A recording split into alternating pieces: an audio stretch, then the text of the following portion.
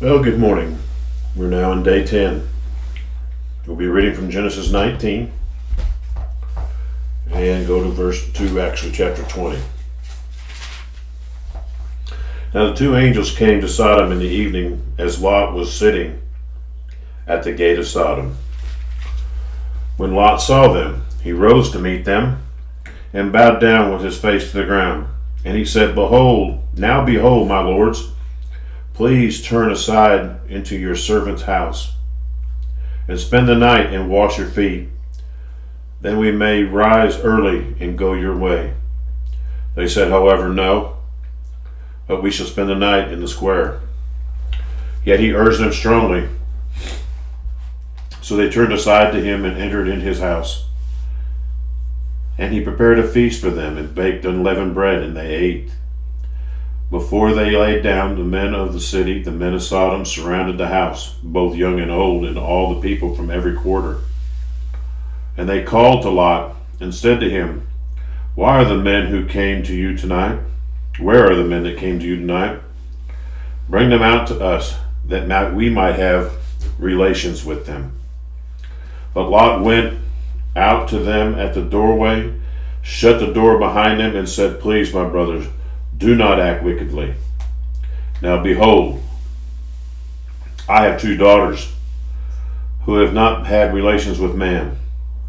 Please let me bring them out to you, and do whatever you like.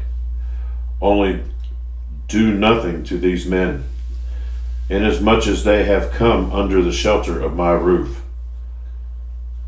But they said, stand aside. Furthermore, they said, this one came in as an alien, and already he is acting like a judge. Now we will treat you worse than them. So they pressed hard against Lot and came near to break the door. But the men reached out of their hands and brought Lot into the house with them and shut the door. They struck the men who were at the doorway of the house with blindness, both small and great, so that they worried themselves trying to find the doorway. Then the two men said to Lot, whom else have you here?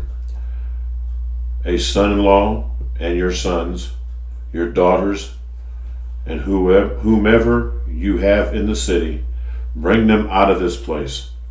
For we are about to destroy this place, because of their outcry has become so great before the Lord that the Lord has sent us to destroy it. Lot went out and spoke to his sons-in-law who were to marry his daughters and said, get up out of this place, for the Lord will destroy the city. But he appeared to his son-in-laws to be jesting. When morning dawned, the angels urged Lot, saying, up, take your wife and your daughters who are here, or you will be swept away in the punishment of the city. And he hesitated. So the men seized his hand and the hand of his wife and the hands of his two daughters, for the passion of the Lord was upon him, and they brought him out and put him outside the city. When they had brought them outside, one said, escape for your life. Do not look behind you, and do not stay anywhere in the valley. Escape to the mountains, or you will be swept away. But Lot said to them, oh no, my lords. Now behold, your servant has found favor in your sight, and you have magnified your loving kindness, which you have shown me by saving my life. But I cannot escape to the mountains, for the disaster will overtake me, and I will die. Now behold, this town is near enough to flee to, and it is small. Please let me escape there. Is it not small? That my life may be saved. And he said to them, behold, I grant you this request, not to overthrow the town of which you have spoken. Hurry, escape there, for I cannot do anything until you arrive there. Therefore the name of the town was called Zoar. The sun had risen over the earth when Lot came to Zoar. When the Lord rained on Sodom and Gomorrah brimstone and fire, and the Lord out from heaven. And he overthrew the cities and all the earth, and all the inhabitants of the cities, and what grew on the ground. But his wife from behind him looked back, and she became a pillar of salt. Now Abraham arose early in the morning and went to the place where he had stood before the Lord. And he looked down toward Sodom and Gomorrah, heard all the land of the valley, and he saw, and behold, the smoke of the land ascended up like a smoke of a furnace.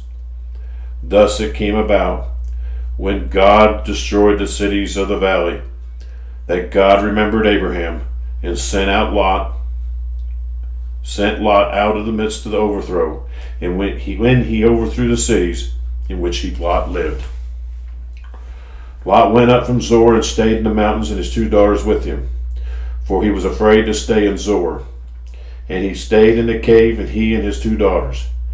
When the firstborn said to the younger, Our father is old, and there is not a man on earth to come in with us after the manner of the earth.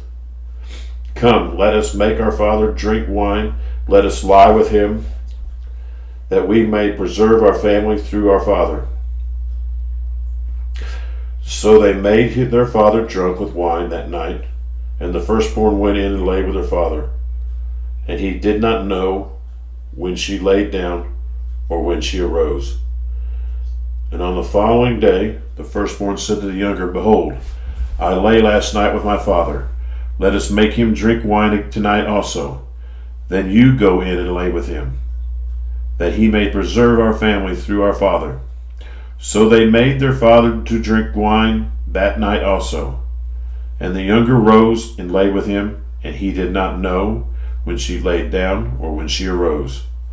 Thus both daughters of Lot were with child by their father. The firstborn bore a son, and called his name Moab. He is the father of the Moabites to this day.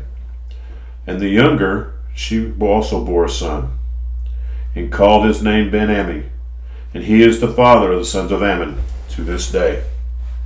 Now Abraham journeyed from there to the land of Negev, and settled between Kadesh and Shur.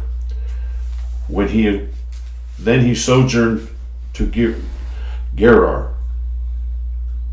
Abraham said of Sarah his wife, This is my sister. So Abimelech king of Ger sent and took Sarah. But God came to Abimelech in a dream that night, and said to him, Behold, you are a dead man because of the woman whom you have taken, for she is married. Now Abimelech had not came near her, and he said, Lord, will you slay a nation, even though blameless? Did he not himself say to me, She is my sister? And she herself said, He is my brother. In the integrity of my heart and the innocence of my hands I have done this. Then God said to him in the dream, Yes, I know that it is that in the integrity of your heart you have done this, and I also kept you from sinning against me. Therefore I did not let you touch her. Now therefore restore the man's wife, for he is a prophet, and he will pray for you, and you will live. But if you do not restore her, you shall surely die, you and all who are yours. So Abimelech rose early in the morning and called all his servants and told all these things in their hearing. And the men were greatly frightened. Then Abimelech called Abraham and said to him, What have you done to us? And how have I sinned against you, that you have brought on me and all my kingdom a great sin? You have done to me things that ought not to be done. And Abimelech said to Abraham, What have you encountered that you have done this thing? Abraham said, Because I thought, surely there is no fear of God in this place, and they will kill me because of my wife. Besides, she actually is my sister, the daughter of my father, but not the daughter of my mother. And she became my wife. And it came about, when God caused me to wander from my father's house, that I said to her, This is the kindness which you will show to me, Everywhere we go, say of me, this is my brother. Abimelech then took sheep and oxen, male and female servants, and gave them to Abraham, and restored his wife Sarah to him. Abimelech said, Behold, my land is before you. Settle wherever you please. So Sarah said, to Sarah he said, Behold, I have given your brother 1,000 pieces of silver. Behold, it is your vindication before all who are with you, and before all men who you have cleared. Abraham prayed to God, and God healed Abimelech and his wife and his maids, so they all bore children. For the Lord had closed fast all the wombs in the household of Abimelech because of Sarah and Abraham's wife.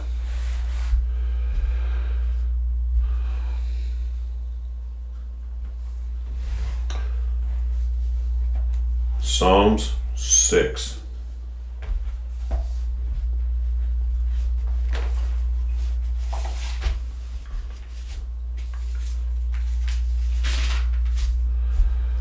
O Lord, do not rebuke me in your anger, nor chasten me in your wrath. Be gracious to me, O Lord, for I am pining away. Heal me, O Lord, for my bones are dismayed, and my soul is greatly dismayed. But you, O Lord, how long? Return, O Lord, rescue my soul, save me because of your loving kindness. There is no mention of you in death, in Sheol, who will give you thanks. Proverbs 3, 1-4.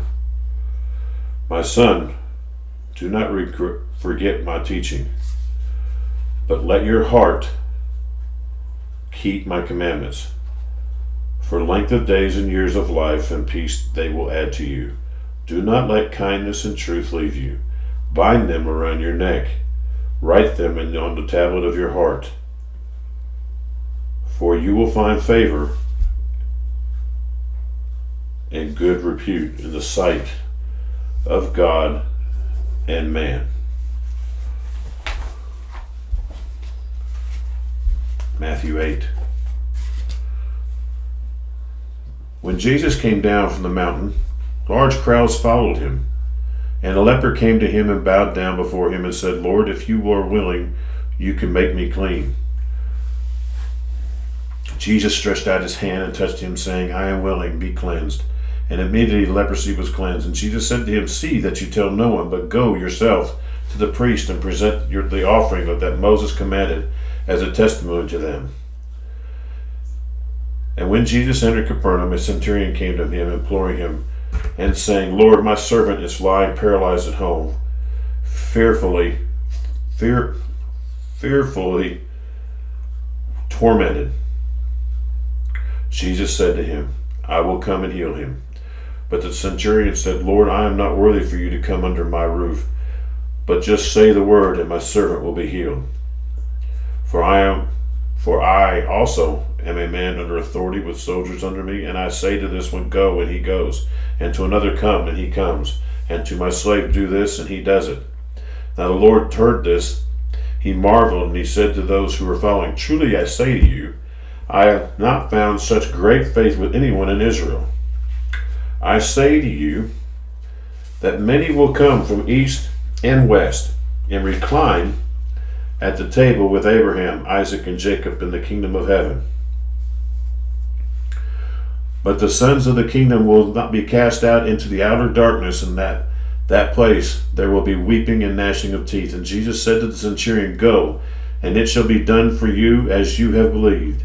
And the servant was healed that very moment. When Jesus came to Peter's home, he saw his mother-in-law lying sick in a bed with a fever. He touched her hand, and the fever left her, and she got up and waited on him.